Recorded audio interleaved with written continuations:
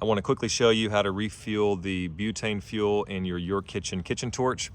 All you got to do is take the kitchen torch. You'll see this little circle right there. Turn it upside down. Grab the butane. This is the Ronson butane fuel. We buy these 2 at a time on Amazon. They work really great. It's real simple. Turn the can over, line up the hole, and press down for, this one says less than 10 seconds. This already has a little bit of fuel, so I'll just do a few seconds. 1, 2, 3. I'll stop there.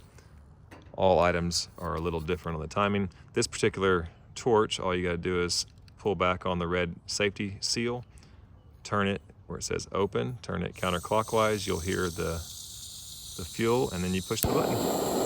There you go. This is the EurKitchen kitchen torch. This thing is great for searing and caramelizing. It's awesome. If you don't have one of these for kitchen, highly recommend it.